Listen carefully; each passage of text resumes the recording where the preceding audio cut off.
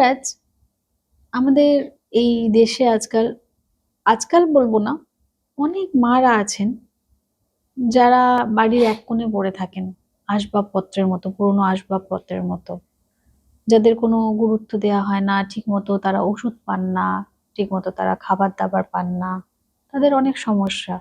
Even আমি এরকম অনেক মায়েদের সাথে কথাও বলেছি, যার ছেলে তার পেনশনটুকুও কেড়ে নেয়, তাকে ঠিক মতো খেতে দেয় না, তার বউয়ের ভয়ে, মানে খেতে দিতে হয়তো তার ছেলের ইচ্ছে করছে, কিন্তু বউয়ের ভয়ে খেতে দেয় না, এক কোণে পড়ে থাকে, অসুস্থ, উঠতে পারছে না, তার ওষুধটুকু এনে দেয় না। অথচ এটা কিন্তু নয় যে ছেলেটি স্বাবলম্বী নয় বা ছেলেটি দিতে পারবে না, কিন্তু তার স্ত্রীর ভয়ে সে দেয় না। এবার সেই ধরনের মাদের একটাই বক্তব্য থাকে, আমার বাবু কিন্তু আগে এরকম ছিল না, বিয়ের পর এরকম হয়েছে। তো এই যে সমস্যাটা, এটা কি শুধু সত্যিই কি শুধু সমস্যা, না এটার মানে কিভাবে কি করা যেতে পারে, এর কি কোনো সমাধান আছে আদৌ? সমাধান খুঁজতে গেলে এগুলোর অনেকগুলো পার্ট আছে। প্রথম তো তোমাকে দেখতে হবে যে হচ্ছে জটক বিচার করার। জটক বিচার মানে ছেলে মেয়ে যার বিয়ে হচ্ছে? জটক বিচার। আচ্ছা। জটক বিচার আমরা দেখবে হবু বউ আর হবু বরের করি। হ্যাঁ, একদম। আমি বলি এটা রং। কেন? এই স্টেপটা রং। কেন? বর্তমান সময়ে জটক বিচারটা মেয়ের বাড়ির যে কজন আছে তার সাথে ছেলের বাড়ির যে কজন আছে সবার। কেন? তুমি দেখবে মেয়ের বাড়ির সম্পর্কের মধ্যে, অর্থাৎ মেয়ের যখন বিয়ে হয়ে যায় তখন তার মা বাবার ইন্টারফেয়ার অনেক বেশি হয়ে যায়। হ্যাঁ, বিশেষ করে মায়ের একটা আধিপত্য মেয়ের শ্বশুর বাড়িতে থাকে মেয়ের ওপর। আজকাল এটার প্রবণতা খুবই বেড়ে গেছে। তুমি দেখবে ছোট্ট ছোট্ট কথা, আজকে তো মেয়ের বিয়ে হয়েছে, সে অন্য জায়গায় আছে, তাদের টাইম টেবিল একটু আলাদা বা অনেকটা আলাদা, তাহলে সেই টাইম টেবিল হিসেবেই বেসিকটা সবই চলবে।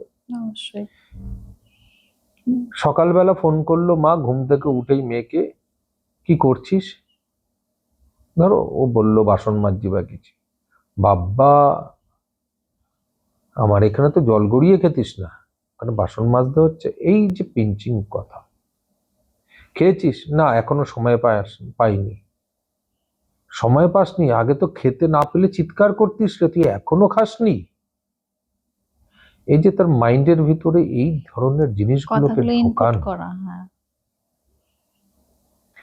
বারবার মেয়ের মায়ের নাক গলানো, মেয়ের ব্যক্তিগত বিবাহিত জীবনে সেটা অনেক বড় কাল হয়ে যায়।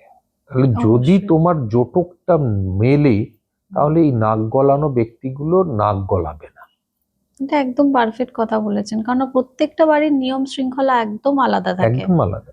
আর কে কোন বাড়িতে আমার বাড়ির নিয়ম শৃঙ্খলাই চলে আসো, অন্যের বাড়িতে আমি যাব না।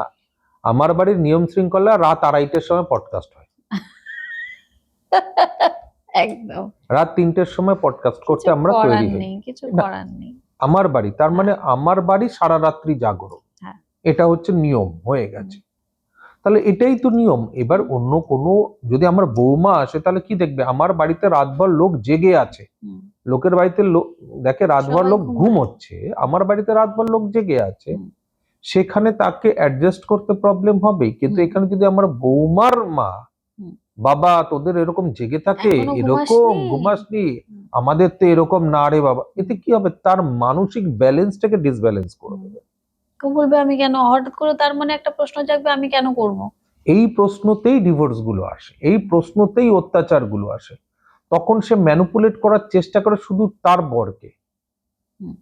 হ্যাঁ, ও তো অন্য কাউকে বলবে না। এবার এখানে ছেলেরা হচ্ছে শাখের করাত, এদিকেও আগলাতে কাটবে পিছলাতেও কাটবে।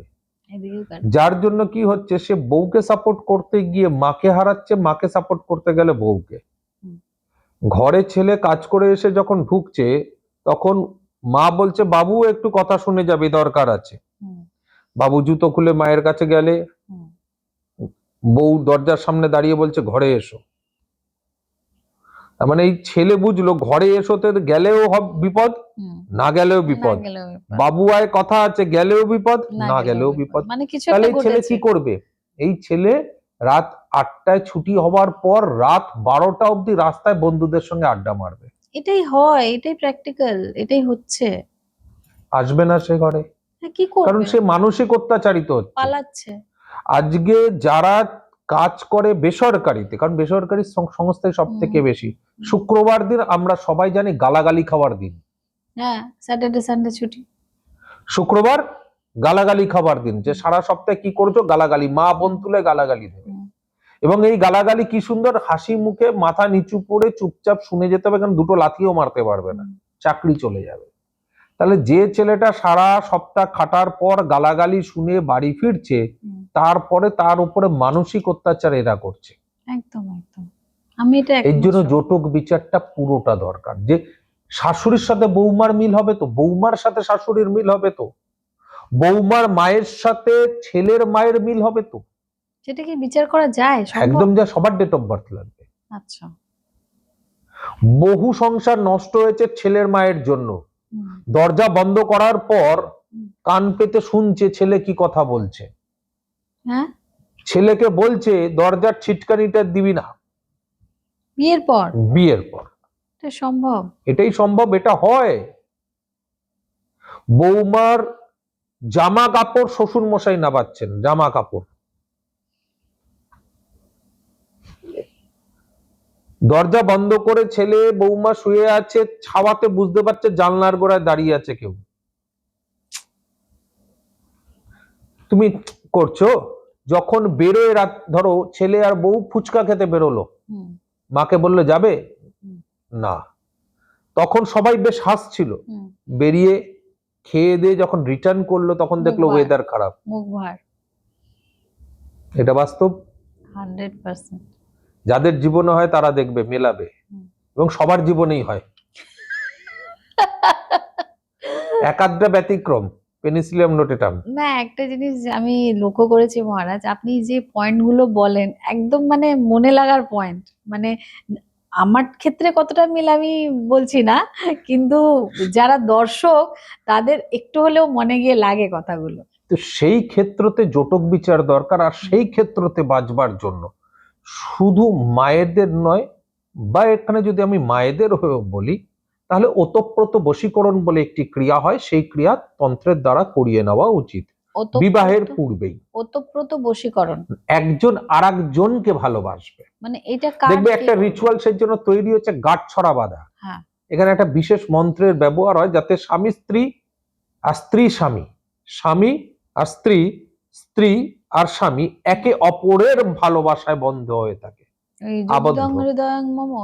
না, গাঁট ছড়া যখন গিট বাঁধে, আচ্ছা, বিভিন্ন রকম জিনিস দিয়ে, তো রিচুয়াল তৈরি হয়েছে সব সময়। তো এইখানে তো ওতপ্রোত বশীকরণ যদি করা যায় বিবাহের পূর্বেই, অর্থাৎ ছেলের বাড়ির সাথে মেয়ের বাড়ির সবার ভালোবাসা, তাহলে মেয়ে এখানে ডিপ্রাইভ হবে না, ছেলে এখানে ডিপ্রাইভ হবে না, শাশুড়ি এখানে, দুটোর কোনো শাশুড়ি ডিপ্রাইভ হবে না।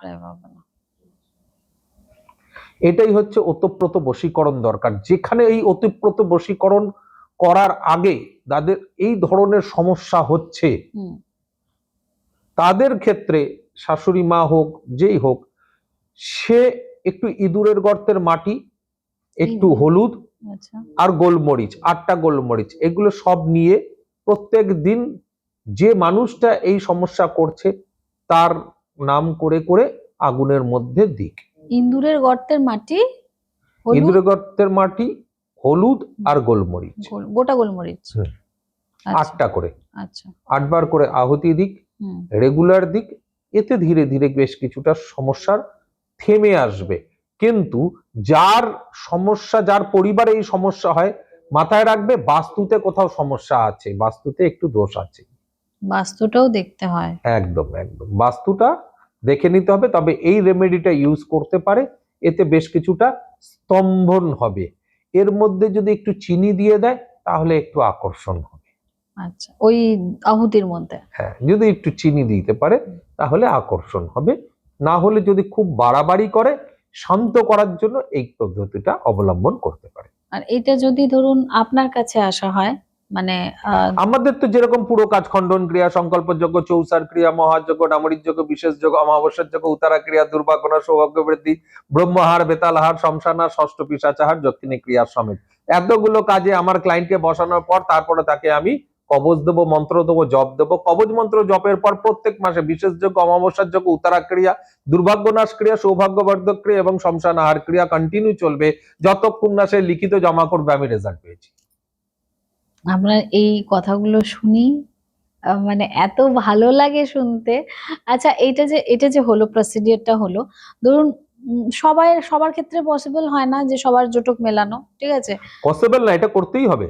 এবার ধরুন বাই এনি চান্স বিয়ে হয়ে গেছে, এরকম পজিশনে আছে কোনো এক মা, তাহলে তাদেরকে এই ক্রিয়াগুলো করিয়ে নিতে হবে, ওতপ্রোত বশীকরণ। ওতপ্রোত বশীকরণ করে নিতে হবে। যেখানে বিয়ের আগেই, মানে যখন মনে হলো যে একে এই পরিবারের সাথে আমরা পরিবার এক হব, তখনই একে অপরের এই বশীকরণ। জবটা বা এই যে জব আপনি দেবেন করতে, এই জবটা কাকে করতে হবে বা এই যে আমার ক্লায়েন্ট সে করবে, মানে সে মা হোক, শাশুড়ি হোক, যেই হোক, যে আমার ক্লায়েন্ট হবে সে করবে। আচ্ছা, যাতে মেয়ের বাড়ির লোক ছেলের বাড়িতে যখন যাচ্ছে যাতে মেয়ে আমার কোনো কষ্ট না পায়, আর ছেলের বাড়ি যদি মেয়েকে নিয়ে আসে তাহলে মেয়ে যেন আমাদের কষ্ট না দেয়।